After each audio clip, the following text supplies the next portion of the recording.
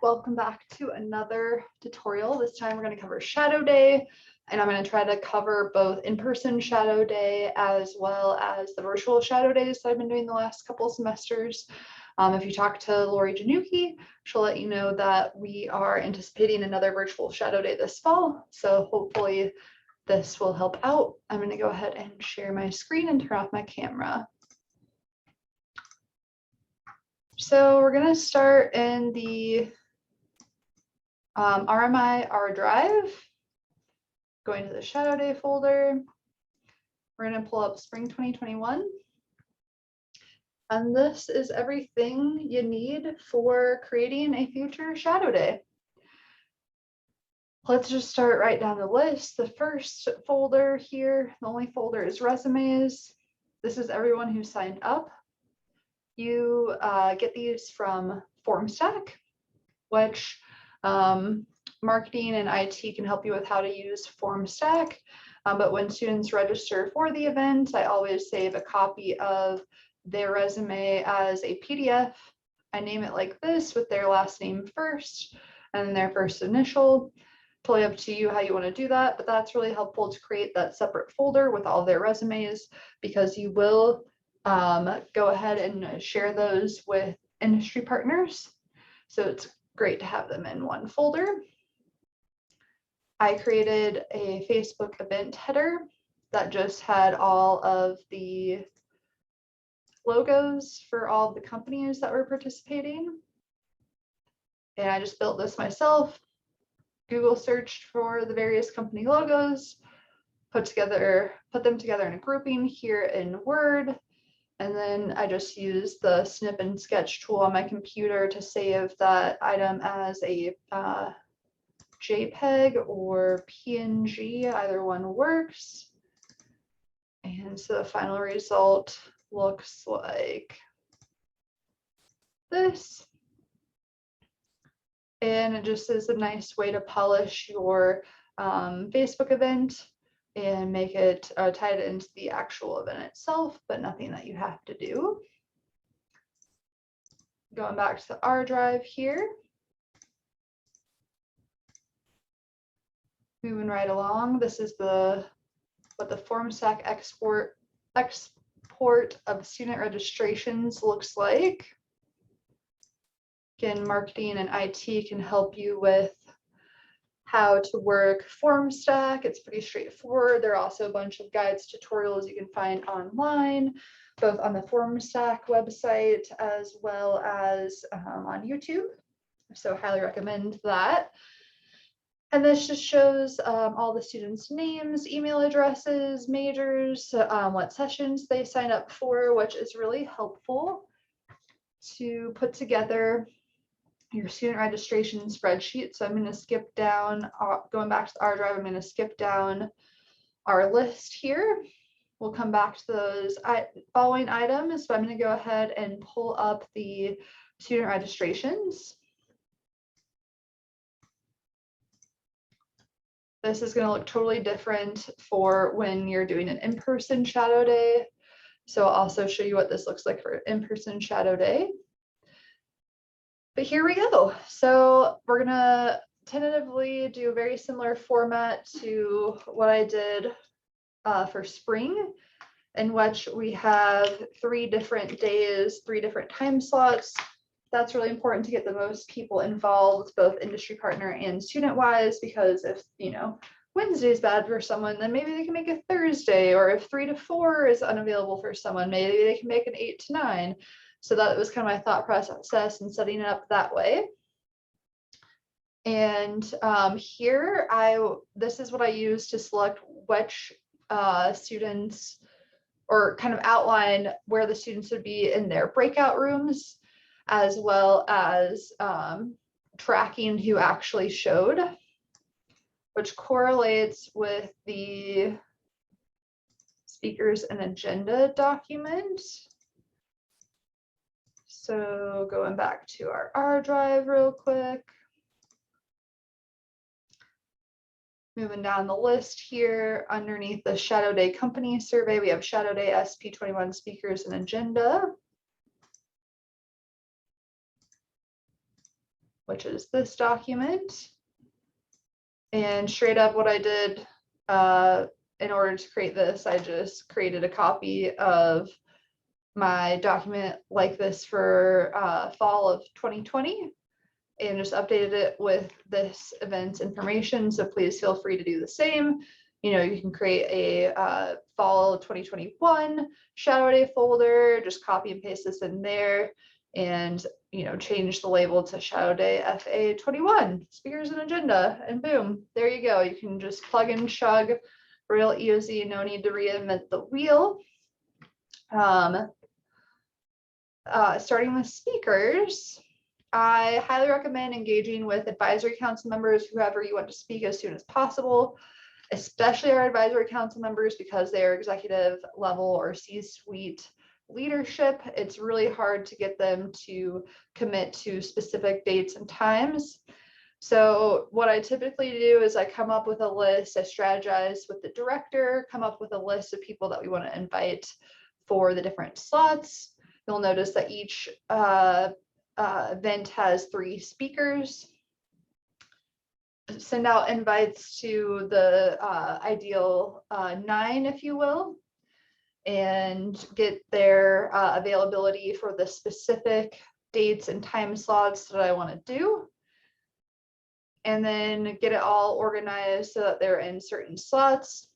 I would say this says I did about 9 weeks before the event. I would say no later than that, because the closer you get to the event that you wait and reach out to people to be able to speak, the less likely you're going to be getting the folks that you want ideally.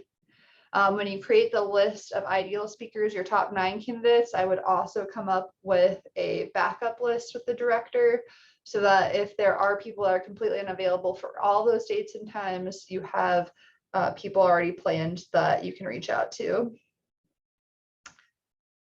Perfect. So once you have them all confirmed, real easy to plug and chug their name, title, where they work for here, because you'll use that for invites that go out for the actual event itself. Notice here I said that Beth Case at USAA couldn't attend this past spring, but would be open to future events. So she might be a good person to reach out to. I'll add her email address here, which I know off the top of my head because she was my old boss at USAA. Moving right along. This is, don't forget to invite IT. Not the clown it, but IT to Shadow Day sessions and practice sessions. IT is amazing for assistance with virtual events. They can hop on the Zoom call, troubleshoot any technical issues people are having. If you're not very familiar with Zoom, they can give you tips and tricks on how to run this. Michaela Erickson in events is also great with virtual events.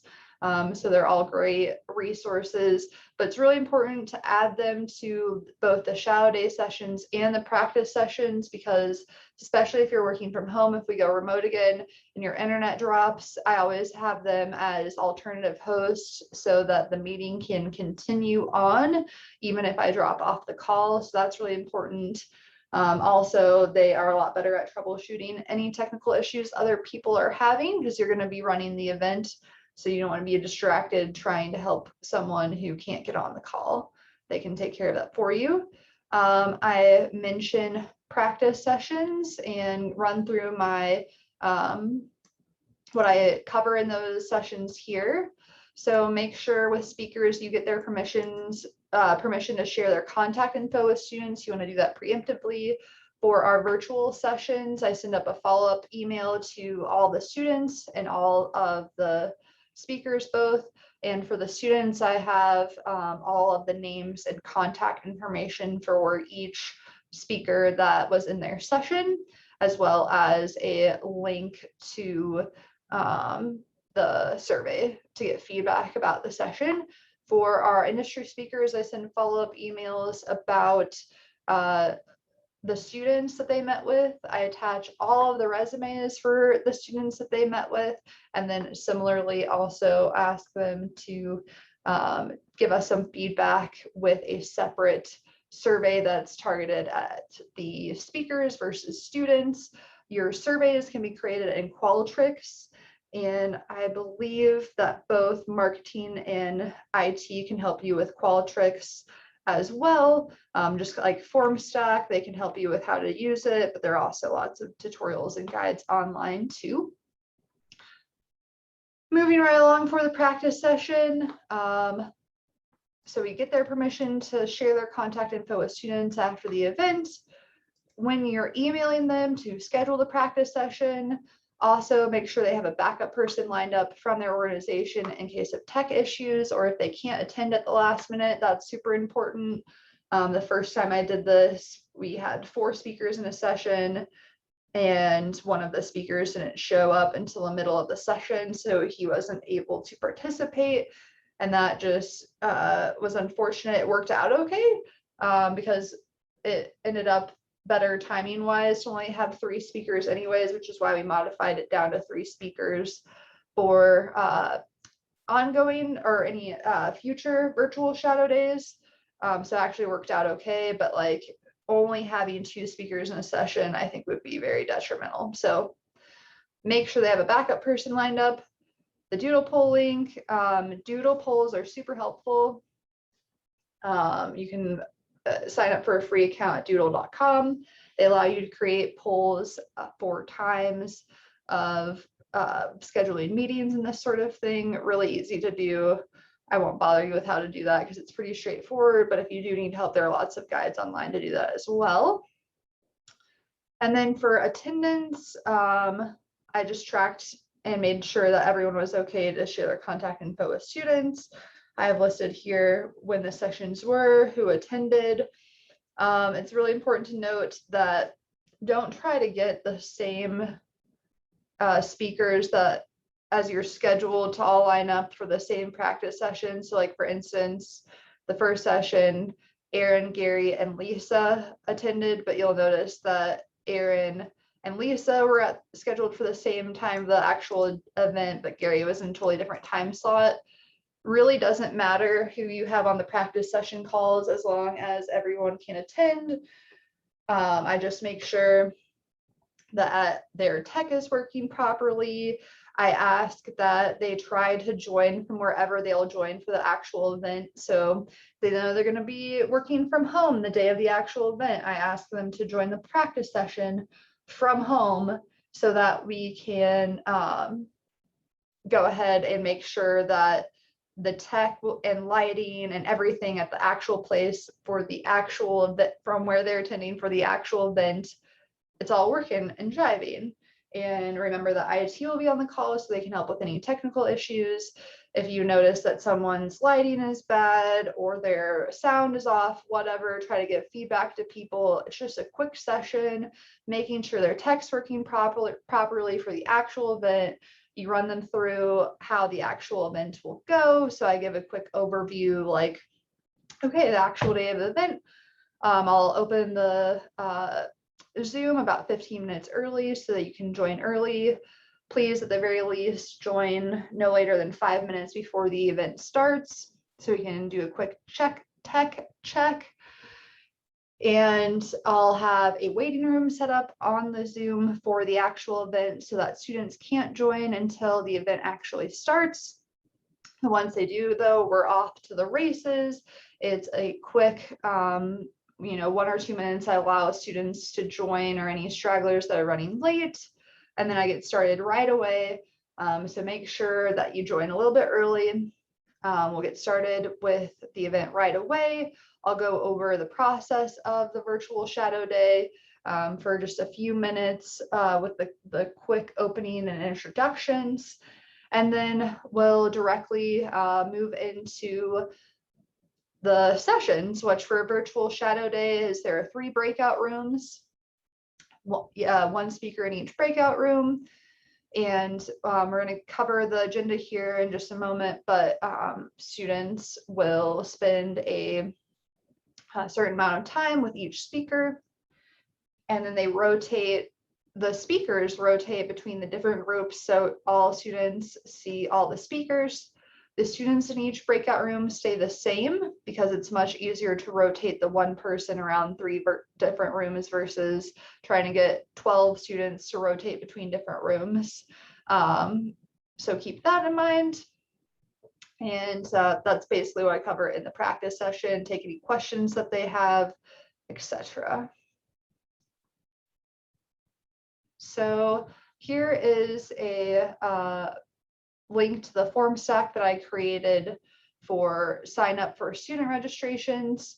Note here, I have a note for myself to add a question if they need an internship or job, and if they're GIS members, etc. It's just helpful to provide that information to our industry partners in the summary email that we send them after they're done speaking. And with the form stacks, you should be able to gain access to the RMI folder. Again, marketing and IT can help you with that. And if you are given access to that, you can just duplicate my registration form I created for spring 2021, update it with the dates for fall of 2021, and you're good to go, plug and chug, no need to reinvent the wheel. Here I have scripts for myself as to what to say during the actual event itself. So I do a quick welcome, I introduce myself, I quickly introduce the speakers for each session, and I do that by directly going up here and looking at their name, their title, and who they work for. That's all that I say, just a quick, very quick intro.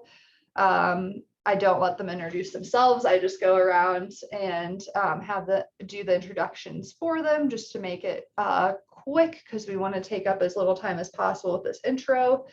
I go over reminders of how the session will work here. Blah, blah, blah. You'll want to update this. So the feedback I received for spring 2021 was still that the breakout rooms were too short. So the 16 minutes will actually change to 21 minutes for the fall 21 shadow day. And Lori Janucki has the plan that I sent her with that for ideas of how to run this. But other than changing it to 21 minutes in each small group so that it's an hour and 15 minutes total for the session, everything else will work the exact same way. So you can go through the reminders. You'll return back to the main session briefly in between each small group. That is so that you or IT can rotate the industry partners that are speaking throughout the different breakout rooms. You can use broadcast. IT can help you with how to do that. When there's about 5 minutes remaining in the session, when you end the breakout times, it will pop a 60-second countdown timer when you have 1 minute left. And I always tell folks to ignore the countdown timer, allow the time to run out. When it does, they'll automatically be kicked back to the main room. So that way they get the full session time. And I always make sure to cover these reminders too, especially for our students. Keep your camera on, stay on mute unless you're speaking, and try your best to allow everyone a chance to speak. When they return to the main room for the 60 seconds in between each breakout so that you or IT has a chance to rotate the speakers, I go over fun facts. So you can see the ones that I discussed in the spring, and I highly recommend checking out the one for fall 2020 as well. Sometimes I cover the same type of information because you're going to have students on the call that have never been to Shadow Day before, so why not? And make sure that your fun facts that you discuss cover things that would be applicable to both RMI students and non-RMI students. Because you're going to have both on the call. And then the items down here will really help with the nitty-gritty details of the session.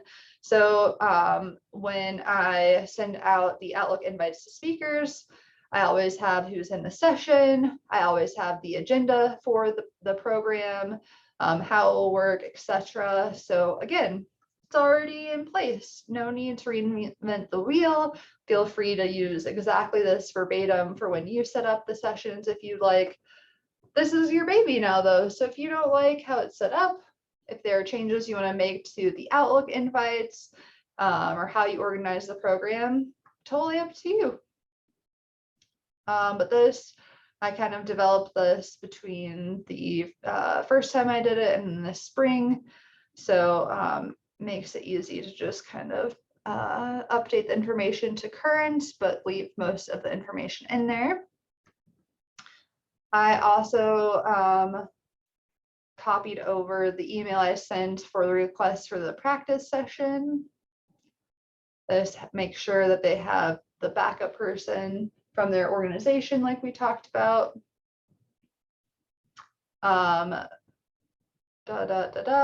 So also the Outlook Zoom invite for the speaker practice session has some good reminders on there. When you reach out to students, I would, in addition to sending out Outlook invites to the students, also make sure that you have reminders for them. So in addition to the reminders, I also always include a blurb if I'm still looking for students to join, that I have open slots. That's what that's all about. Again, this is your baby. If you want to have different reminders or you think this is too wordy, whatever, feel free to edit as you see fit. Then once I send the reminders and all this important information via regular email, I also send out the Outlook invites. And this is information that I include in there. I always like to bold and highlight Zoom meeting links so that they're more obvious for folks. I also include some of the details I included in the regular email, just so that the students have it in the Outlook invite to reference as well.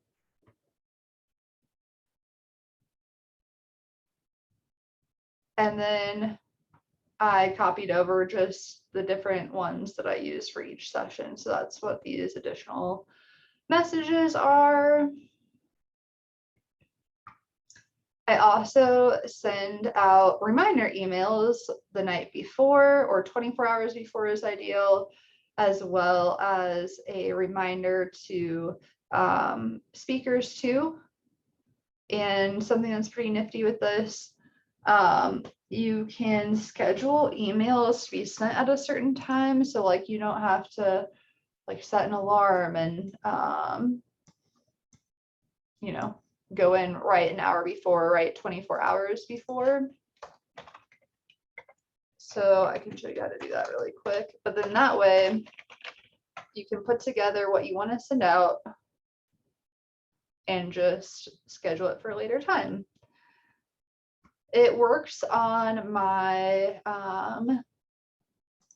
Outlook desktop application on my Mac, but not, it's just kind of awkward how to do it for the one on my work computer. So I personally prefer to do it from my web email instead. When you click send, the caret next to it has a drop down, so don't click send itself, click the caret to the right of it, click send later, and then you can specify the date and time that it will be sent out. So going back to our guide here,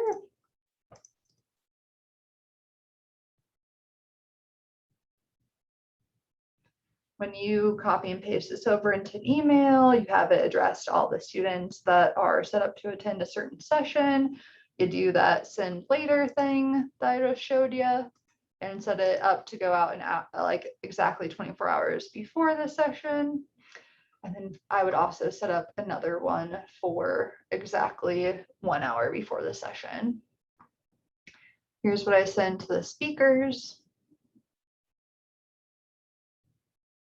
I also attach all the corresponding resumes. And I copied over all the different sessions.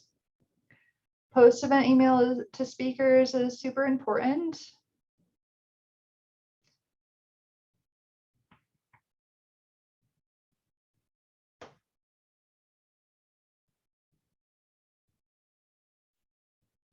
I'm reading this note here. No, I've already.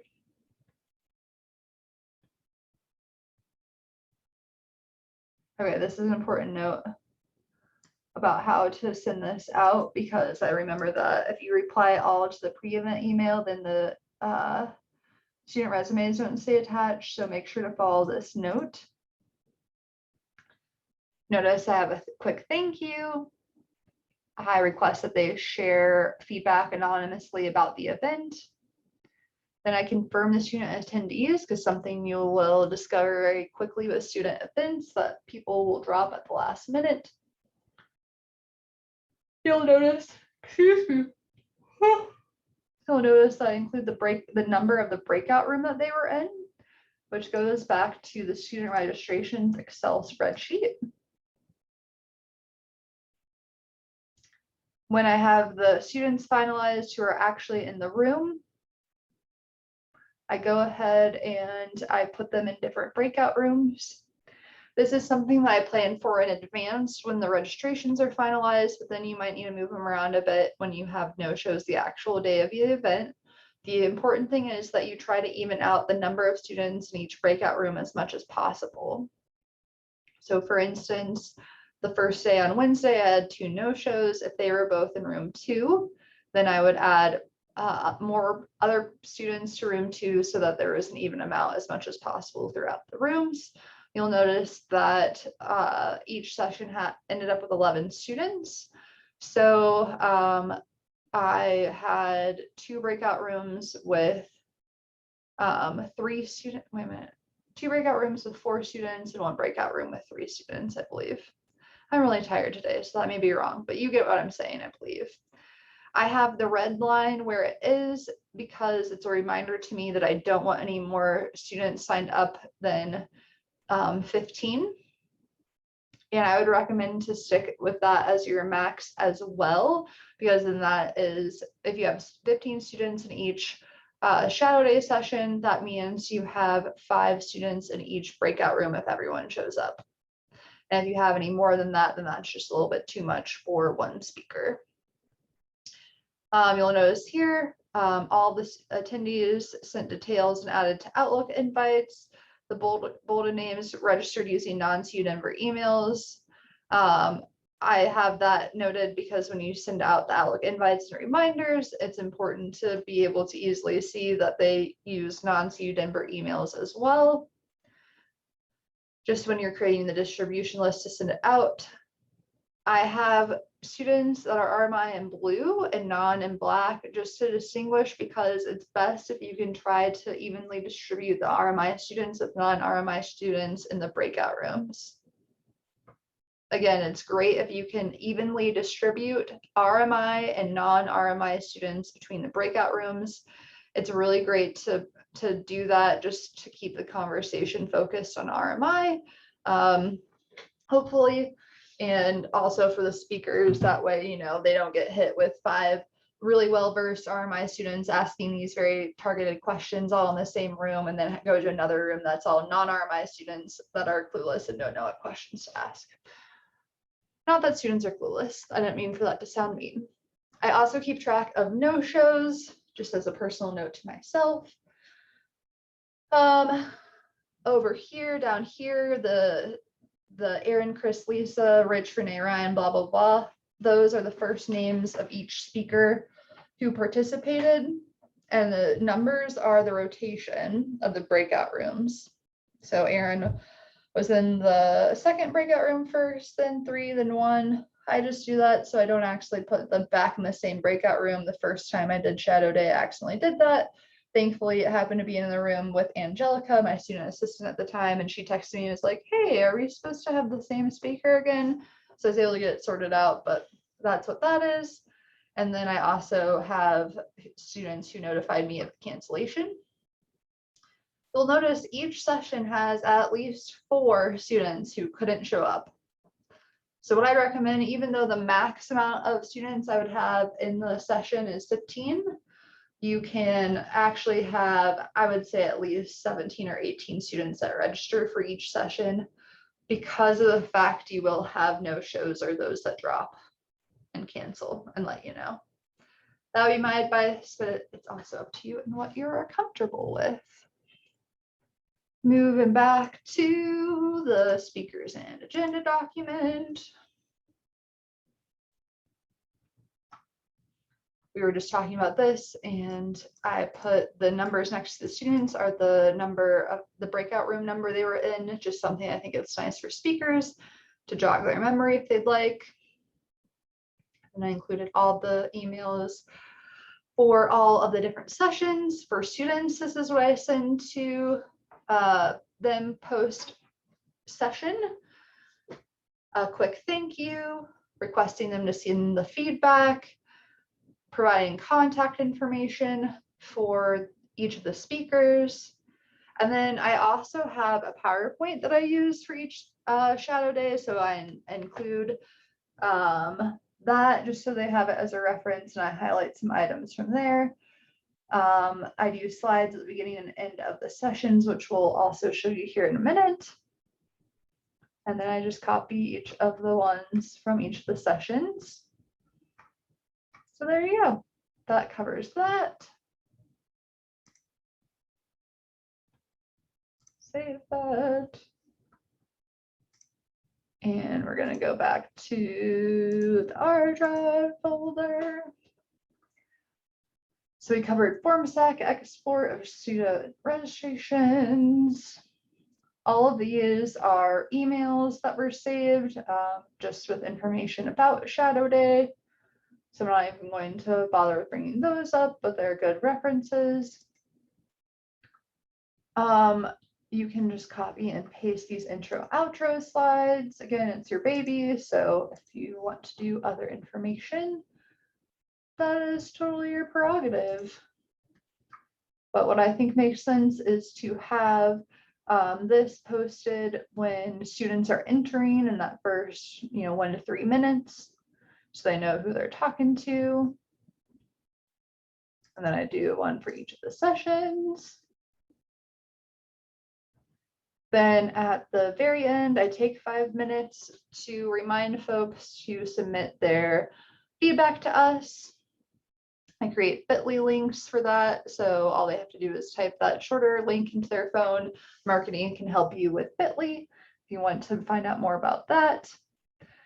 I have both the student and industry partner links because I'm talking to both students and our speakers at the end of the session.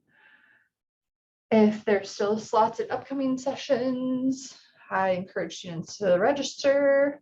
If there are other events upcoming, I list those there as well, whether that's RMI or Gamma Iota Sigma events.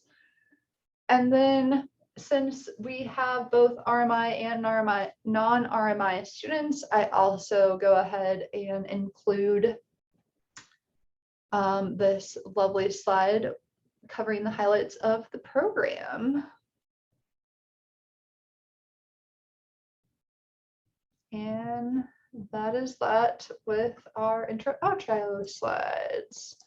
Going back to our R drive folder, these Excel spreadsheets that say company survey and student survey, those are exports of the feedback I received from the Qualtrics post-event surveys.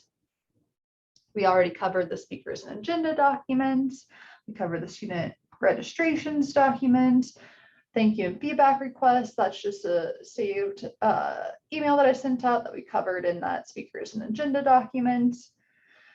And then I also include flyers to promote the event, which are also in the RMI Canva account that we covered under the MailChimp and Canva tutorial. So real quick, I said that I do virtual and in person. So I wanted to show you that right quick. We're going to go back in the R drive to previous shadow days. I am sad to say that our last in-person shadow day, as I'm sure you can imagine, was fall of 2019. This has a lot more things, but covers about the same information. Really, really important that students take pictures, that you make sure both with the industry partners who are hosting as well as with students remind them to please take a picture while they are there. I have a separate folder for Facebook because I did a post event post and selected certain pictures. So that's what the Facebook folder is. Marketing did an article about Shadow Day. So that's what the article info to Catherine is. When you do in-person shadow days, usually the industry partner will send you an agenda in advance. Well, not usually. That's not fair. Some companies send you an agenda for the day that they want you to share with students in advance. So that's what these next couple documents here are. And so sometimes the silly spreadsheet crashes, so that's why there are a couple of different versions of it, but the most recent version is this January 15th one, so we'll show you that over here.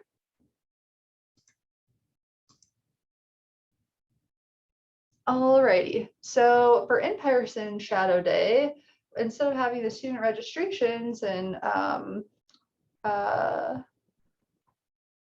agenda document that I have, we have these lovely spreadsheets to match students with host companies.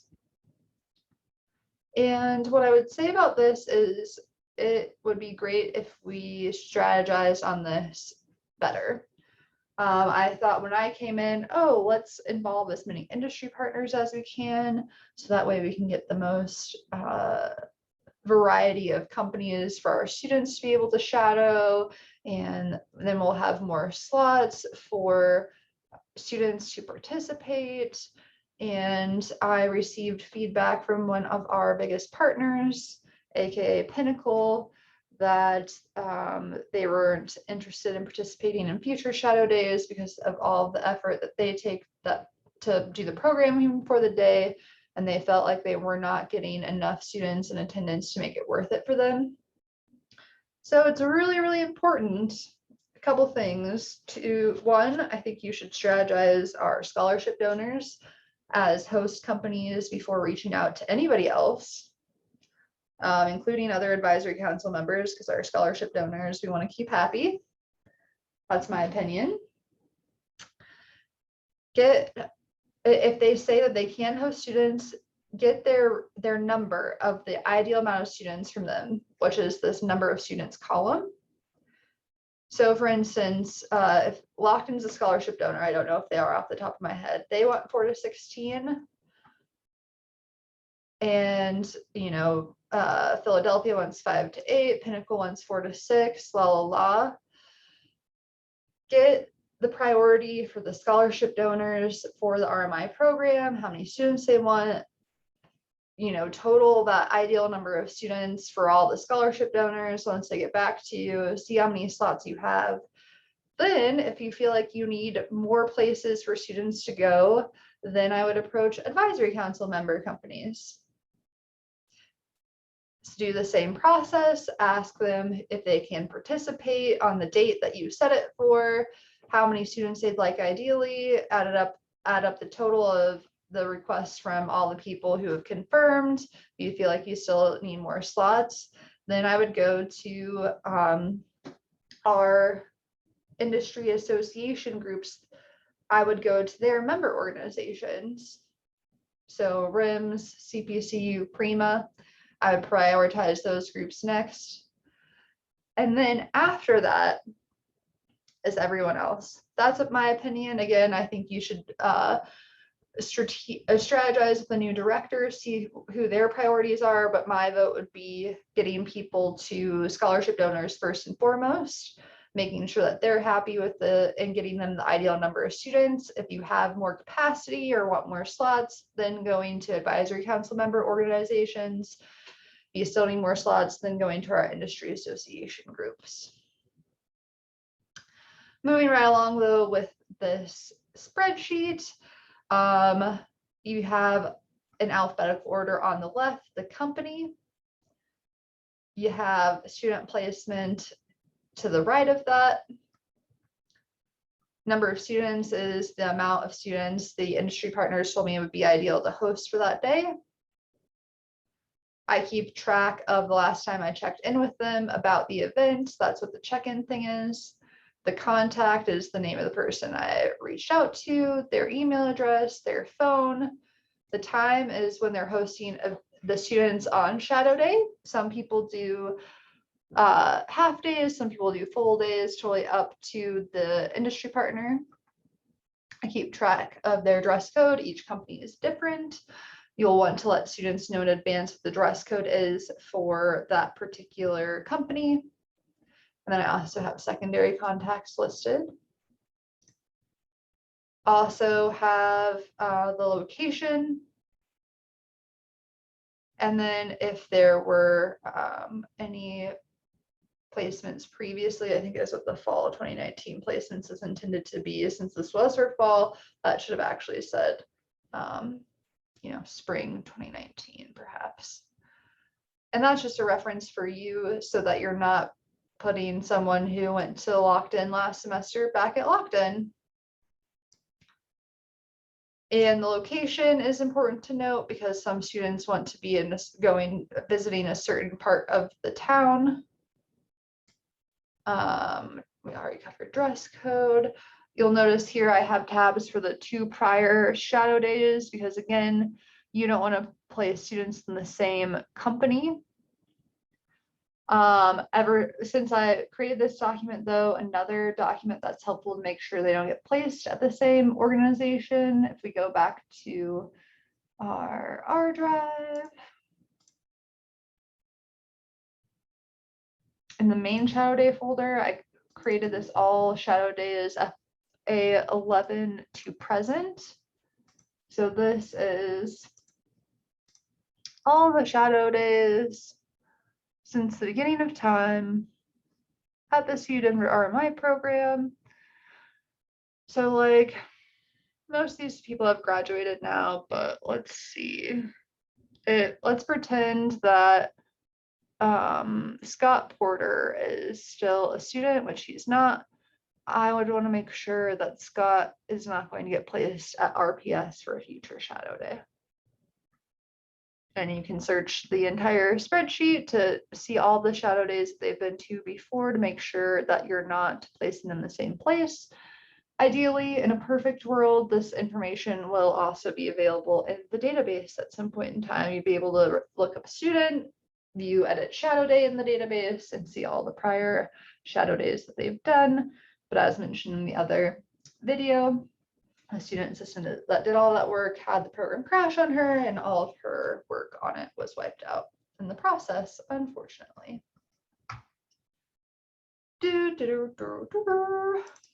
Moving back to our in-person shadow days.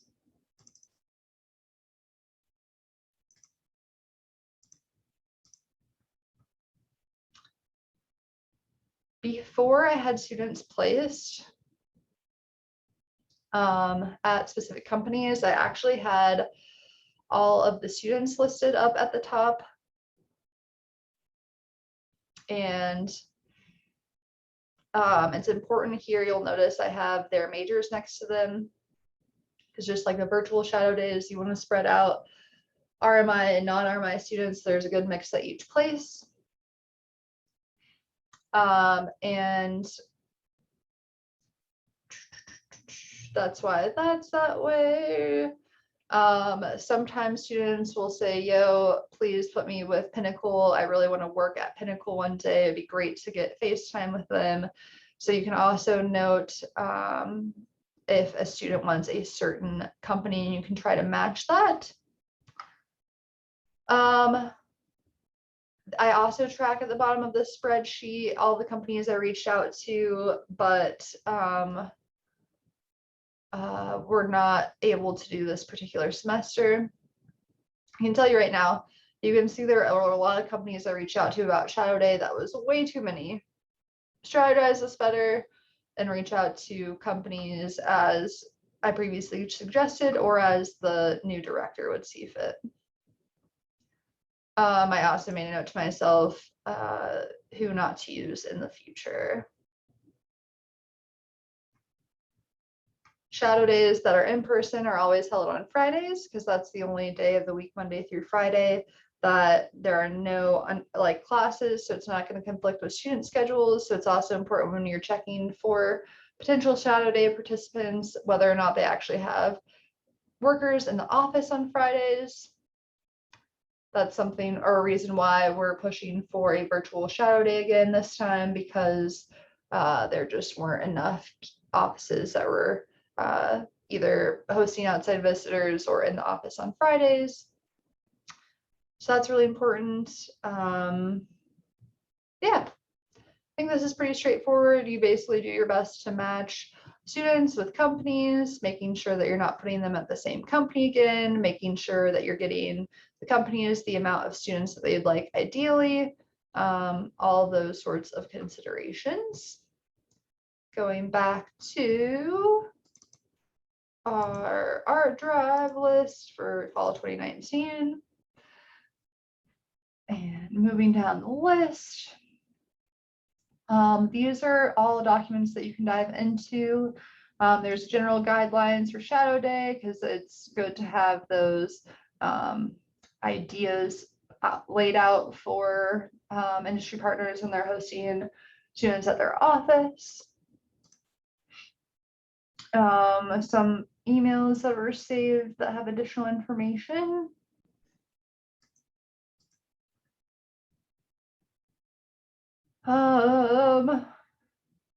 You can share a sample Shadow Day agenda for industry partners. In-person Shadow Days are totally up to the host what they would like to cover. So just like they can have full day or half day, they can also decide how they organize their Shadow Day. If they want their employees to meet with students one-on-one, or if they want to do more of like conference room informational sessions type thing. The only thing I would say is definitely encourage industry partners to do more interactive experiences for students. Students are always giving positive feedback about the places where, yeah, I got to spend time one-on-one with this person. I felt like I got to know what their life was, or a day in the life was like of their job. Always get really positive feedback on that. And students are not as intrigued or engaged when they're just sitting in a conference room all day and being talked to. You'll see that from the names, there are various company specific documents that you would share with students that are selected to go to that particular company. Here's the survey results with feedback. Here are the flyers I created. Those should be in the RMI folder on Canva that you'll get access to through marketing. And the emails that are saved in here are great. It was awesome that Lori saved those because those are great templates you can use for future emails to send out about Shadow Day. Like, let's look at one, for instance. Again, this is going to be your baby, how you want to organize it. So maybe you want the informational emails for students to be totally different.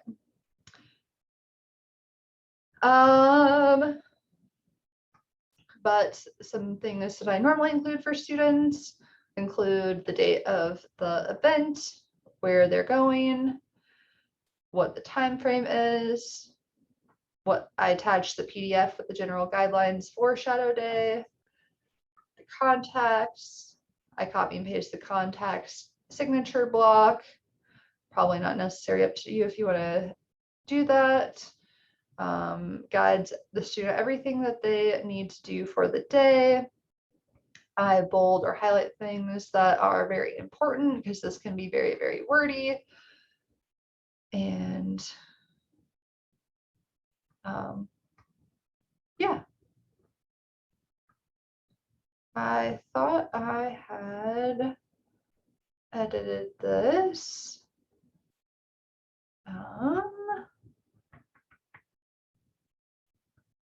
To be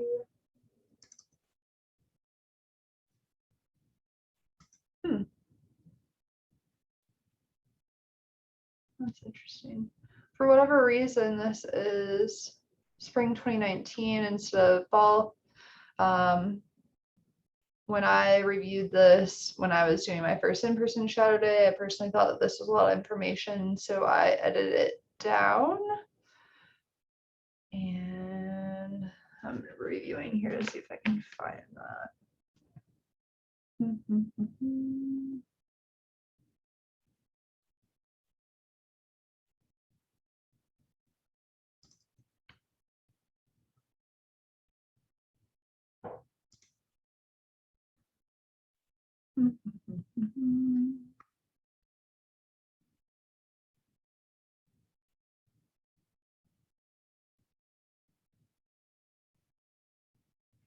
Yeah, apparently that my email didn't get saved.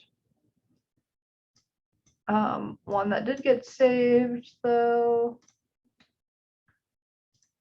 is this is an email you'd want to send out post in-person shadow day. Quick thank you, asking them to do the survey. Very quick and easy.